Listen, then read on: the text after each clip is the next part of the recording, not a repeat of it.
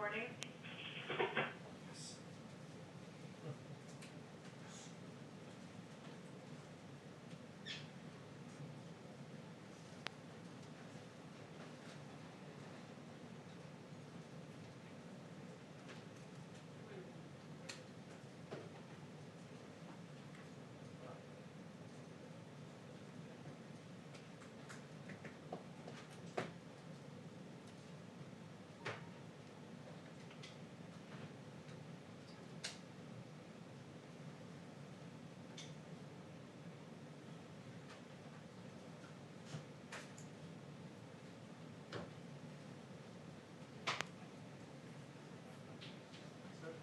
What's up? Hi, Jeff. How are you? Good, how are you? Wonderful. Good to see that. Everyone wants to see you guys. So many friendly faces. Oh. Friendly eyes anyway. Friendly eyes, Yes. I know, exactly.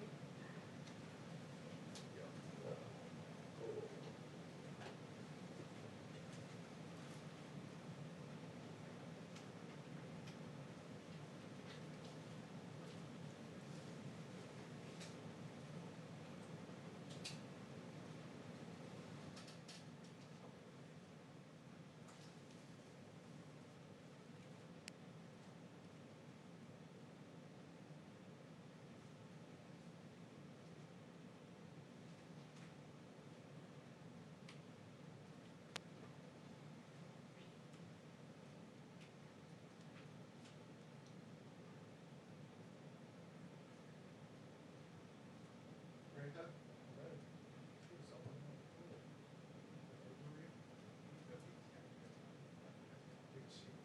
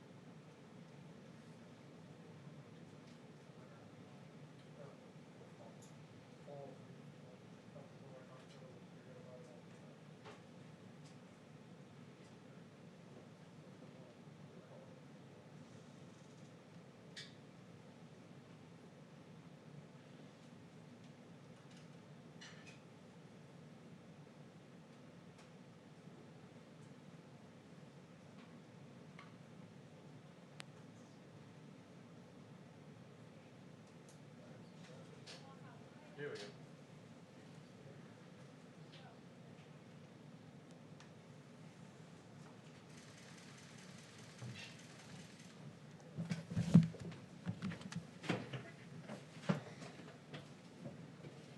Hello, everyone. President Trump will participate in a roundtable to hear stories of families positively impacted by law enforcement that will be taking place shortly after this briefing concludes. The President stands with our police officers, our men and women across this country who valiantly patrol our streets and protect our citizenry.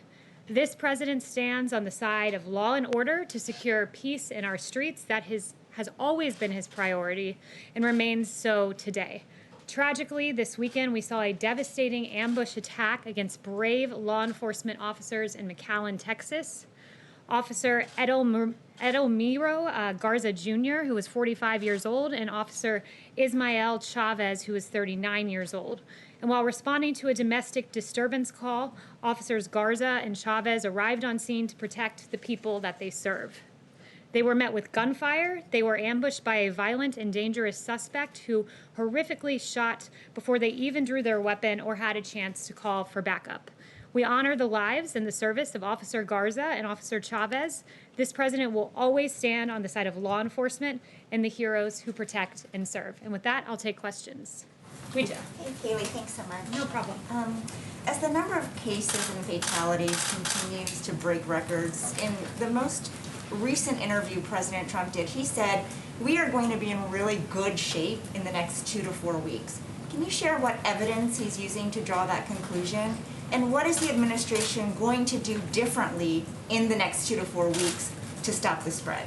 So the one thing I would note is that when you look at the mortality rate, we're seeing that our efforts here at the federal government have been working. And to give you an example of that, when you look at New York and New Jersey, there were 21 deaths for every 1,000 cases, 20 deaths for every 1,000 cases in the case of New Jersey.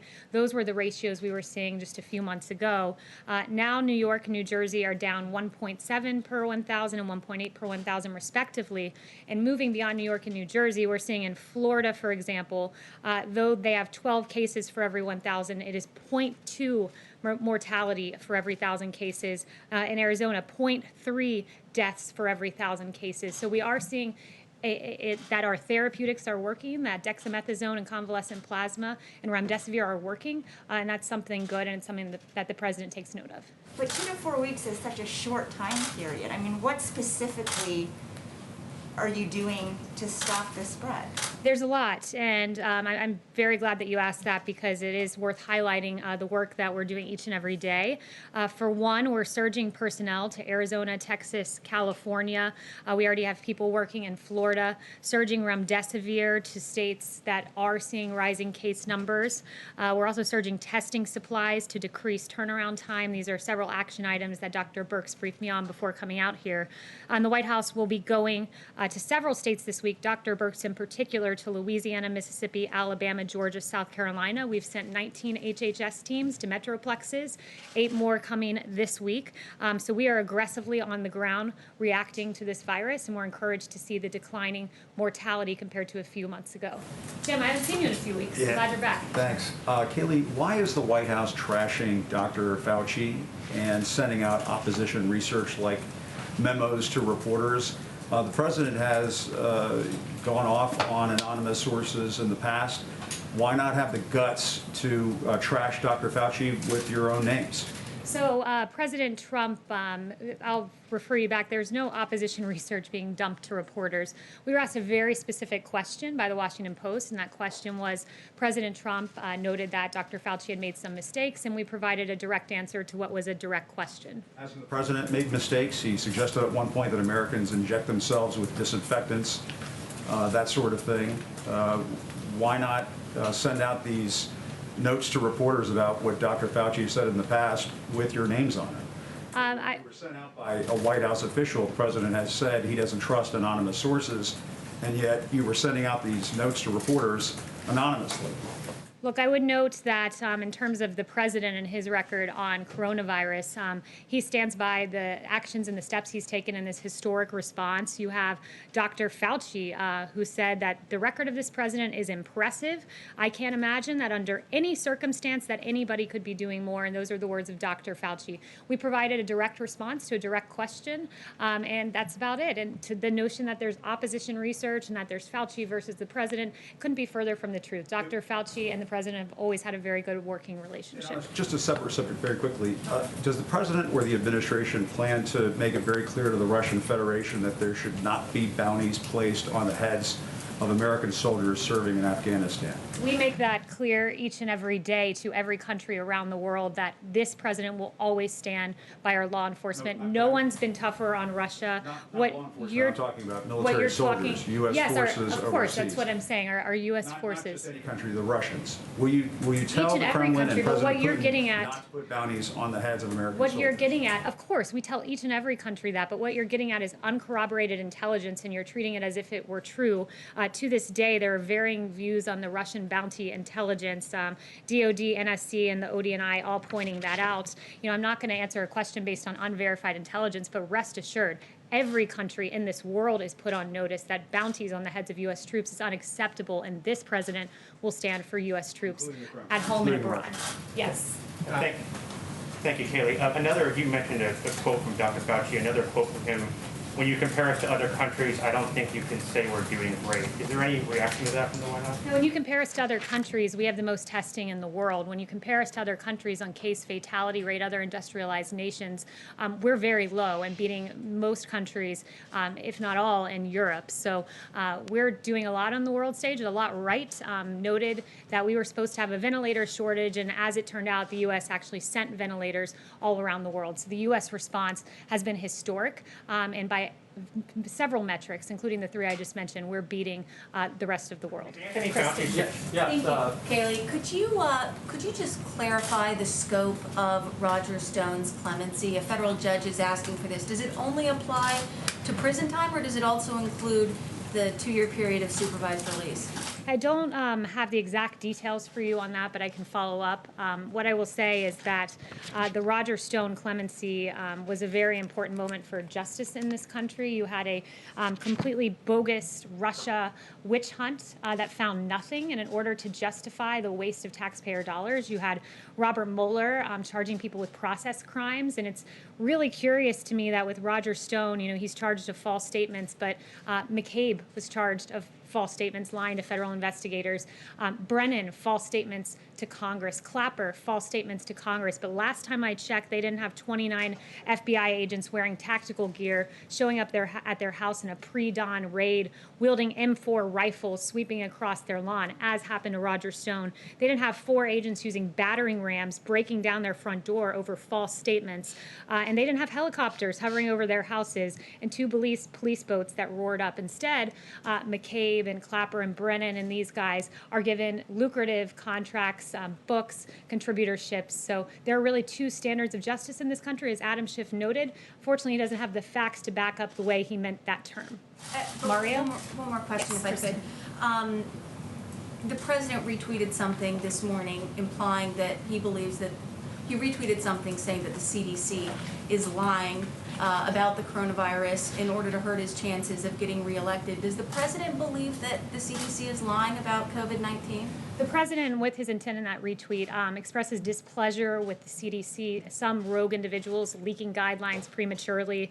You had a 63-page plan that was leaked prematurely. He believes that that misleads the American public when there are planning materials released that are not in their fullest form and their best form. So that's what he was getting at. But overall, the notion of the tweet was to point out the fact that when we use science, we have to use it in a way that is not political. When you had 1,300 health experts sign a letter not to condemn large crowds of protesters, but some same health experts say churches need to stay shut down, or lockdown protests somehow don't get the same First Amendment rights as the protest that we saw in our streets. We need to use science, lean into science, but not use it and cherry pick it to fit whatever our particular political persuasion is. So he has confidence in the Mario. CDC? He does. Mario. Thank you, Kayleigh. Given what we're seeing in Florida with the cases rising, is the president anticipating a scaled-down version of the convention next month? And if so, is that something that he would be content with? That would be a question for the campaign, but we still plan to move forward with the convention here at the White House. But for particularities, I would point you to the RNC and to the campaign. Yes, Just to Steve. close the loop on Dr. Fauci, does the president still appreciate the advice that he gets from him? Certainly.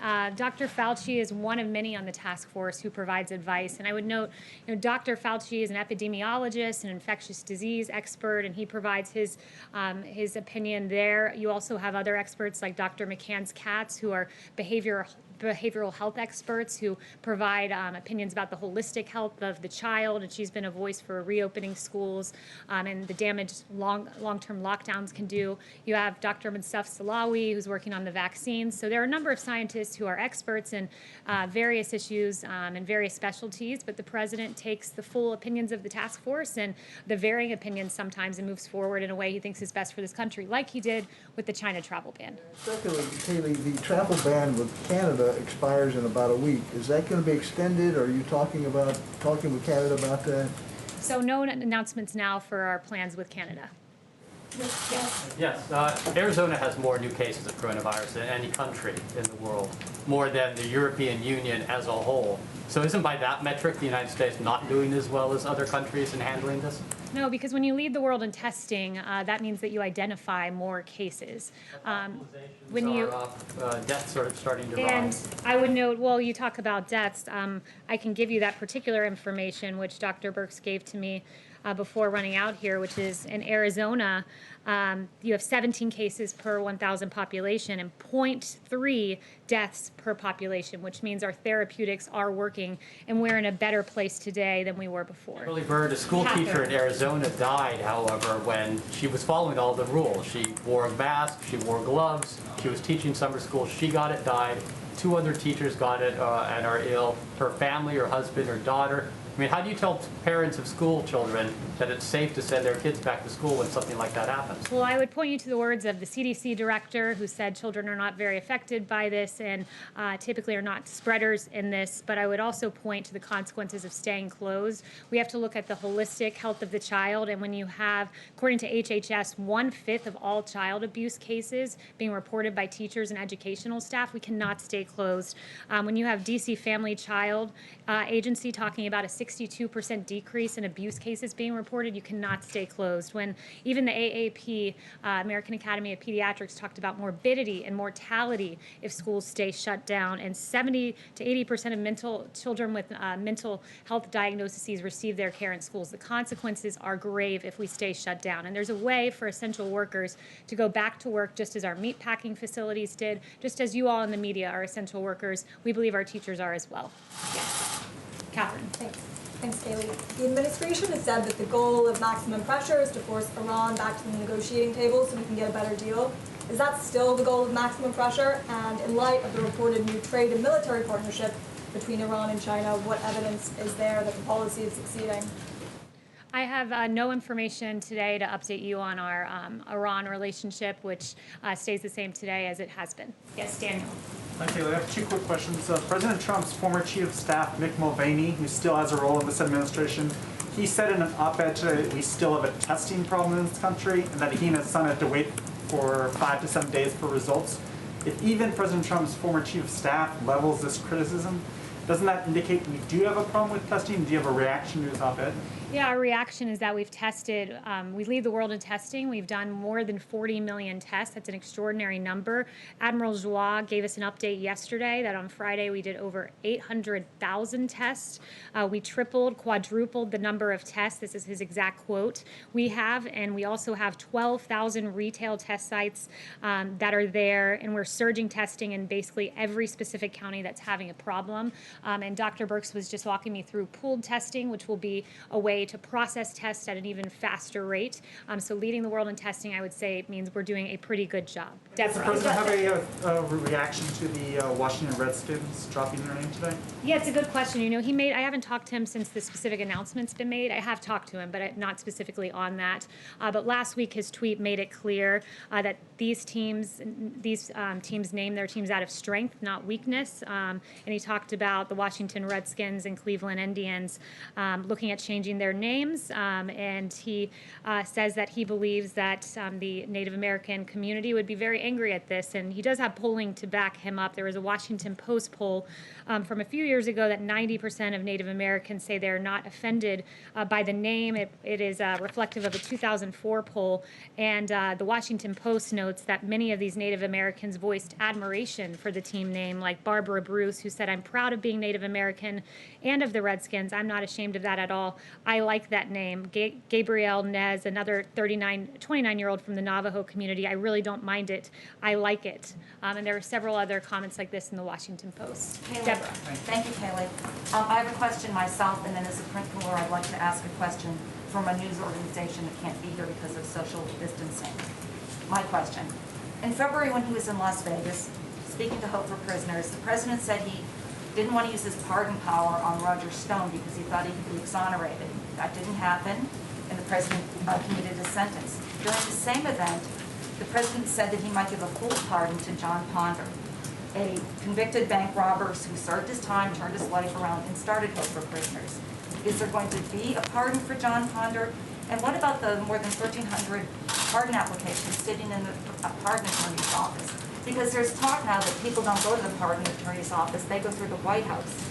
Is that a good thing, or does it mean that only politically connected people can get pardons? So I have no update on John Ponder. It's absolutely not the case that only those who are politically connected get a pardon. This president is the president of criminal justice reform. This president did the First Step Act. This president has fought for those who are given unduly harsh sentences more than any Democrat who liked to talk about it but never actually did it. And in fact, when you compare the pardoning record of this president with past presidents, it's quite striking that this president's given 36 pardons and commutations. President Obama gave 1,927. And when you look at the nature of some of the pardons given, let's say under President Clinton, you talk about politically connected pardons. We can't get more politically connected with pardons than pardoning your brother, Roger Clinton, as President Clinton did. Susan McDougal, one of your associates who was pardoned for her role in Whitewater. Mark Rich, who gave $450,000 to the Clinton Library, or at least his wife did, donated $1 million to Democrat campaigns, and then he gets a pardon from President Clinton. And notably, a lot of these pardons were when he was going out the door. So this president's used it sparingly and instead focused on criminal justice reform, helping to rectify racial disparities in our sentencing. And Clinton and Obama Pierce did a whole lot of pardoning, and in some cases politically motivated, it seems, but didn't do a whole lot to help the innocent people who have served their time and been given unduly harsh sentences. I have a follow-up for someone who asked me to ask a question because of social distancing. This is from Jackson Richmond at the Jewish News Syndicate. What's the president's stance on Israel planning to apply sovereignty to parts of the West Bank and to Democrats? From Nancy Pelosi to AOC, who warned that such a move would undermine U.S. national security and the U.S.-Israel alliance. So I have no update today on the current status, but just other than the president has been a strong supporter of Israel. Chris. Thanks, Kayleigh. We're coming up on the 3-year anniversary of the president tweeting he banned transgender people from the military in any capacity, which led to the policy currently in place. Last week, a group of 116 lawmakers led by Congresswoman Del Bene wrote the administration urging them to lift the policy. Would the president reconsider the policy? I haven't talked to him about that specific policy, but this president is proud that in 2019, we launched a global initiative to end the criminalization of homosexuality throughout the world. He has a great record when it comes to the LGBT community. The Trump administration eased a ban on blood donations from gay and bisexual men, and he launched a plan to end the AIDS epidemic by 2030. So we're very proud of our achievements. The ban on John. transgender people in the military is still in place. John. We have a Supreme Court ruling that anti-trans discrimination is a form of sex discrimination. We have an estimated 14,700 people in the military who identify as transgender. We have a poll showing upwards of 70% of Americans support transgender service. And we have major medical and psychological groups saying there's no problem with transgender people in the military. So what is the reason for having the policy currently in place? I have no updates for you, but several of the events that you cited, like the Supreme Court ruling, I would refer you back to Justice Kavanaugh, who said we are judges, we're not members of Congress. Instead of a hard-earned victory won through the democratic process, today's victory is brought about by judicial dictates. So we'll always stand on the side of correct statutory interpretation. Thank you. Yes. Kayleigh, thank you very much. Can you really say that the rise in testing accounts for the rise in the number of cases? because the percentage of those testing positive has risen sharply. Yeah, so I would say to this, as we've always said, that there would be embers, there would be fires. So we readily acknowledge the embers and the fires that are around the country, but we also note that it's logic, basic common sense. When you're testing more than any country in the world, you're going to identify more cases. We've tested more than 40 million. It means we will identify more cases. But when you see the fact that mortality has come down per thousand population in a way that it was not months ago in New York and New Jersey, it means that we have become very adept at our therapeutics and our ways of finding people in communities rather than in hospitals, catching things early, and moving forward in a way that we know how to aggressively attack this virus and keep the American Follow up with the travel ban. No. Just can I ask you on the travel ban? Sure. What is the rationale now for keeping people from Europe, Ireland and the UK from the United States when they have a fraction of the number of cases that you do in the US? The argument is we will always put America first. Chanel. Thank you, Kayleigh. If you will expand on the difference between this time last month and now when it comes to framing the discussion about law enforcement. Last month, the president hosted a law enforcement roundtable, and at that roundtable, he said that he would not support defunding police, and yet 1 month later, we still have Democrat cities doing so, disbanding their police, defunding their police. How does the White House feel it should frame the debate now with regards to defunding the police so that a reasonable discussion can be had with these Democrat cities who are trying to do so? Yeah, it's a very good question. We know that in Los Angeles, when they announced that they would be defunding their police department by $150 million, they basically immediately after saw a 250% increase in homicides. When you have people out there like Representative Ilhan Omar saying we have to completely dismantle the police and police are our cancer, this is not how we should be talking about our heroes. You have, most egregious of all, really, Congresswoman Alexandria Ocasio-Cortez saying defund the police means defund the police. She criticized, of course, the announcement of $1.5 billion being taken down from NYPD. And this weekend, when faced with, there were 28 shootings in New York, 600% increase from this time last year. You have Representative Ocasio-Cortez saying this is just because people are trying to get food with their families. That is preposterous. The reality is 63% of Americans in this country fear that criticism of our police departments will lead to no public safety in their streets. And 69% of Black Americans, this is a real issue when you call our police cancer, when you talk about dismantling them. And then this weekend in New York, you see a 1-year-old killed in his stroller. His name was DeVell Gardner Jr., and that 1-year-old will be in our prayers. Not only that, you see Officers Garza and Chavez. And to your question about how we should talk about the police and defund the police, a movement the president stands against, the 2 officers ambushed this weekend. One of them, Officer Chavez's daughter, wrote a very touching tribute online. She said, "Words cannot describe the pain I'm in, but I'm glad my dad is at peace. You are an amazing man, and anyone who ever came across you knew that. I'm going to miss you so much. You died doing what you love most. You died a hero." And those touching words were written by Savannah Chavez. And I know she received vile and outrageous comments online that were absolutely atrocious for a touching sentiment to her dad. I want Savannah to know your dad is a hero. His police department should never be defunded because most of our police officers are good, hard-working men and women and heroes, much like Savannah's dad. We'll be praying for you, Savannah. Thank you, guys.